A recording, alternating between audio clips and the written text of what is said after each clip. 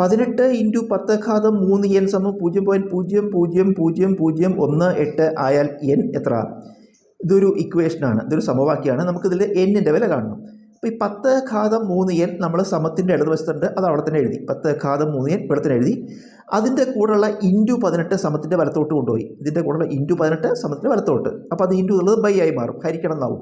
ഗുണിക്കണം എന്നുള്ളത് ഹരിക്കണം എന്നാവും. അപ്പോൾ 10⁻3n സമം ഇവിടുത്തെ 0.000118 10⁻3n സമം നമ്മളിനി ഹരിക്കുകയാണ്. ഹരിക്കുമ്പോൾ 18 കൊണ്ട് ഹരിക്കുമ്പോൾ 0.0000 ഈ 4 പൂജ്യം എഴുതി. അടുത്തൊക്കെ 1 ആണ്. 1ലും 18 പൂവില്ല, 1ൽ 18 പൂവില്ല. അപ്പോൾ വീണ്ടും നമ്മളൊരു 0 കൂടി ഇട്ടു. എന്നിട്ട് ഈ 1ഉം 8ഉം ചേർത്ത് 18 നിർത്തും. 18ൽ 18 ഒരു തവണ. അപ്പോൾ നമുക്ക് ഇത് കിട്ടി 0.000001.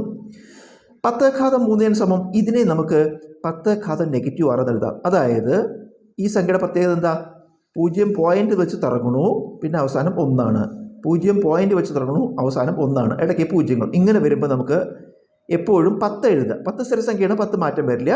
പിന്നെ ഈ കൃതിയായിട്ട് എഴുതുന്നത് എന്താ വെച്ചാൽ ദശാംശത്തിൻ്റെ വലതുവശത്ത് എത്ര അക്കമുണ്ട് നോക്കുക. ദശാംശത്തിൻ്റെ വലതുവശത്ത് എത്ര അക്കമുണ്ടോ അത്രയും നെഗറ്റീവായിട്ട് എഴുതുക. ഇവിടെ എത്ര അക്കമുണ്ട്? ദശാംശം കഴിഞ്ഞിട്ട് 1 2 3 4 5 6 അക്കമുണ്ട്.